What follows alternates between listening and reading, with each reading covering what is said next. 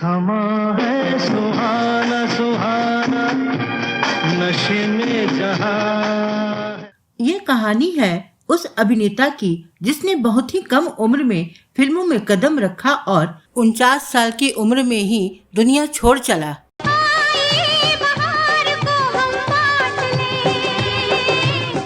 नाम है जलाल आगा।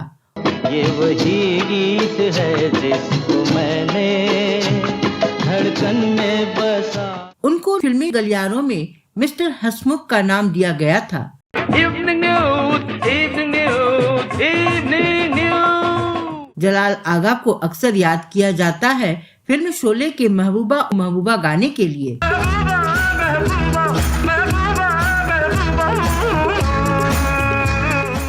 लेकिन उन्होंने कई अन्य फिल्मों में भी बड़े अच्छे किरदार निभाए थे।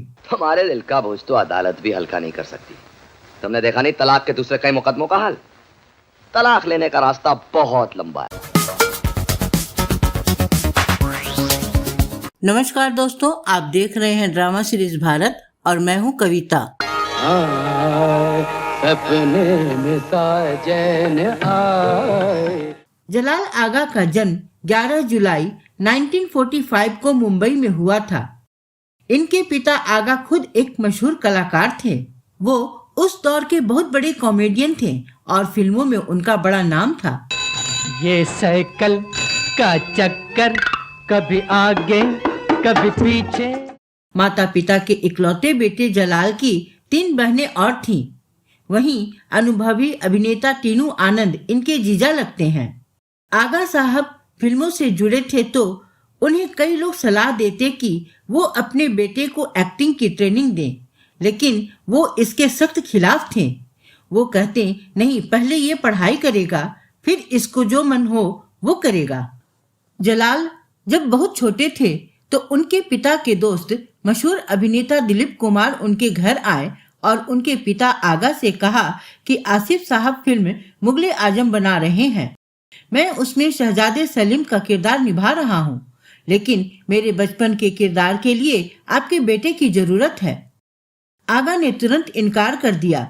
दिलीप कुमार भी कहाँ मानने वाले थे। वो बिना बताए उनके बेटे जलाल को फिल्म सेट पर ले गए। ये तराजू आपके खेल की चीज नहीं। तो क्या ये जिंदगी की खेल की चीज है? जी नहीं। 3 दिनों तक फिल्म की शूटिंग चली। जलाल के पिता भी सेट पर मौजूद थे, जिस कारण जलाल नर्वस हो रहे थे। तब जलाल ने निर्देशक से कहा कि मेरे पिता को सेट से बाहर कीजिए, तभी मैं शूटिंग कर पाऊंगा। इस बात पर जलाल के पिता को काफी गुस्सा आया। आगा बेटे जलाल की पढ़ाई को लेकर काफी गंभीर और सख्त थे। वो चाहते थे कि जलाल अच्छे से पढ़ाई लिखाई कर इल्म हासिल करें। इसलिए उन्होंने जलाल को जेवियर स्कूल से निकालकर बोर्डिंग स्कूल में उनका दाखिला करवा दिया था। उनके पिता आगा का मानना था कि जलाल मुंबई में रहेंगे तो एक्टिंग की तरफ भागेंगे। जलाल ने सिंधिया स्कूल से अपनी पढ़ाई की। इसके बाद एक्टिंग का कोर्स FTII पुणे से किया। इन्होंने साल 1967 में फिल्म तकदीर में सुरेश का किरदार निभाया। इस फिल्म में ये फरीदा जलाल के अपोजिट थे। तुम सलामत रहो 1000 बरस, हर बरस के हो दिन 50,000 लाख 2 लाख। जन्मदिन मुबारक होगी। फरीदा जलाल भी इसी फिल्म से अपना डेब्यू कर रही थी। इसी पिक्चर से एक और कलाकार ने डेब्यू किया था। मशहूर कॉमेडियन दिनेश हिंगू इस फिल्म में विलेन के रोल में नजर आए थे। इसके बाद वो फिल्म मजली दीदी में नजर आए। बाप रे, तुम दीदी नहीं दादी हो गई हो। फिर वही शैतानी। तुम्हारी जेठानी जी घर में नहीं है क्या? है तो क्यों? मुझे आए करीब 5-6 मिनट हो गए, मगर अब तक उनकी सुरीली आवाज कान में नहीं पड़ी। इसमें उनका किरदार तो बहुत छोटा था, लेकिन उन्हें नोटिस किया गया। इसके बाद जलाल 1968 में रिलीज हुई ख्वाजा अहमद अब्बास की फिल्म बम्बई रात की बाहों में दिखे। बम्बई रात की बाहों में, कहे निगाहों में। इसी फिल्म से उन्हें पहचान मिली। उनके किरदार का नाम जोसेफ था। बात करें अगर जलाल के फिल्मी करियर की, तो उन्होंने करीब 100 फिल्मों और टीवी धारावाहिकों में अभिनय किया है। 1969 में अमिताभ बच्चन की पहली फिल्म 7 हिंदुस्तानी में जलाल भी एक हिंदुस्तानी थे। आंधी आए के तूफान कोई गम नहीं है, यही आखिरी इम्तिहान साथियों। 70 के दशक में तकरीबन हर साल जलाल 2-4 फिल्मों में नजर आते रहे। उस साल उन्होंने फिल्म सारा आकाश और आया सावन झूमके में भी अभिनय किया। सुना किरण जी, हमारे समर साहब फिल्मी डायलॉग बोल रहे हैं, जरा यहाँ तो आना। अरे मियाँ, चोटी फटकारो और मस्त रहो, नौकरी करने तो जिंदगी पड़ी हुई है। ये मेरी पहली सिगरेट है। शुरुआती दौर की उनकी यादगार फिल्मों में प्रमुख थीं घर घर की कहानी, जिंदगी जिंदगी, हनीमून और यादों की बारात। फिल्म घर घर की कहानी में जलाल पर एक गाना भी फिल्माया गया था जो बेहद लोकप्रिय हुआ था। समा है सुहाना सुहाना, नशे में जहां। साल 1974 में तो उनकी 9 फिल्में आईं, जिनमें 2 नंबर के अमीर, कॉल गर्ल, जीवन संग्राम और गर्म हवा प्रमुख थीं। क्या गहरे गहरे घाव है तीर मलाल के, आओ तुम्हें दिखा दूं कलेजा निकाल के। पसंद आया? कोई बात नहीं। अगले साल यानी 1975 में भी उनकी कई फिल्में आईं, जिनमें 2 फिल्में खास तौर से चर्चा में रहीं। पहली तो शोले, जिसके आइकॉनिक सॉन्ग की चर्चा हम पहले भी कर चुके हैं, और दूसरी फिल्म थी जूली, जिसमें इनके रिचर्ड या रिची के किरदार को लोगों ने खूब नोटिस किया। सुनो, मुझे जाने दो। जाओ लेकिन सुन के जाओ। वो तुमको हमारा माफक प्यार नहीं कर सकता है। वो तुमको खाएगा, चबाएगा, चूसेगा और एक दिन सूखा हड्डी का माफक उठा के फेंक देगा, समझा? 70 के दशक की उनकी अन्य प्रमुख फिल्में थीं रक्षाबंधन, घरौंदा, शंकर हुसैन, टैक्सी टैक्सी, जहरीली, हमारा संसार, जुनून, जुल्म की पुकार और दूरियां। नाम और तारीख का चक्कर है दोस्तों, वरना हर खबर लौट कर आती है इस संसार में। साल 1980 में जलाल आगा ने थोड़ी सी बेवफाई, बम्बई का महाराजा, मनपसंद, किस्मत और कर्ज समेत 8 फिल्मों में अभिनय किया। You stupid, you idiot, can't you see? I can see. लेकिन जो मैं देख रहा हूँ वो आप नहीं देख सकते। 80 के दशक की शुरुआत में उन्होंने जिन फिल्मों में अभिनय किया उनमें प्रमुख थीं बेशक हम पागल प्रेमी, चोरनी, वकील बाबू, हादसा और बाजी। अरे Geeta, please don't disturb me. इसे कहो मुझे खबर पढ़ने दे। अबे गीता के बच्चे, अरे कैसे? अरे अच्छा तू मोटा क्यों हो गया? मैं क्या मोटा हूँ? ये देख, ये कहा। उस दौर में छोटे पर्दे यानी टीवी की पहुंच बढ़ने लगी तो कई फिल्म कलाकार इस माध्यम से भी जुड़ गए।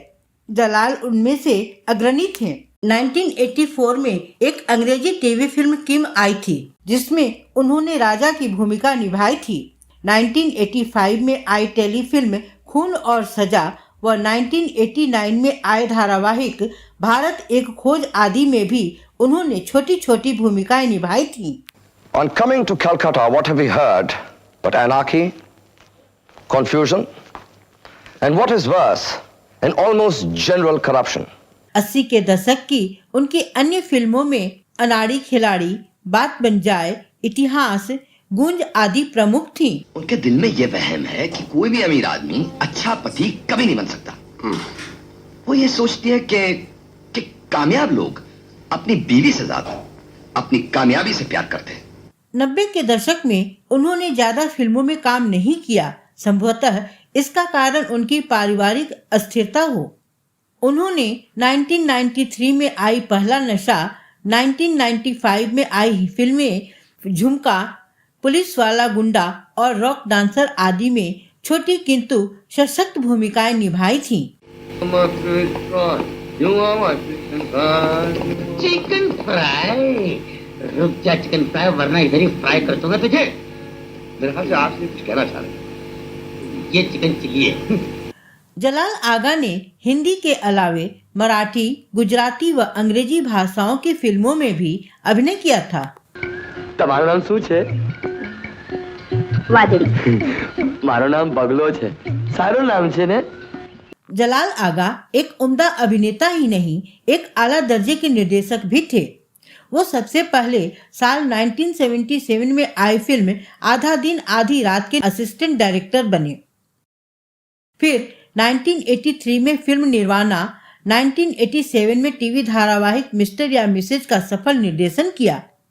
साल 1989 में आई फिल्म गूंज का निर्देशन करने के साथ साथ उनकी पटकथा भी जलाल आगा साहब ने ही लिखी थी। उन्हें पता चल गया है तुम्हारे और सैबी के झगड़े के बारे में। कह रहे थे कि मैं ऐसे लड़के से मिलना चाहता हूँ और फादर ये न्यूज ऐसे हो गई जैसे कि मैं मून पे पहुंच गया हूँ।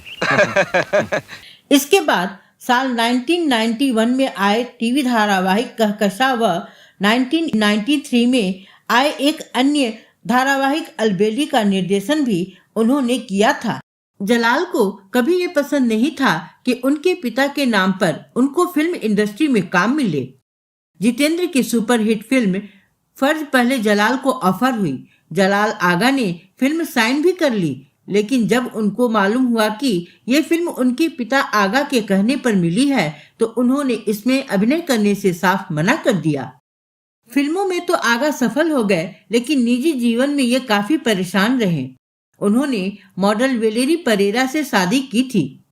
उस शादी से उन्हें एक बेटा और एक बेटी है।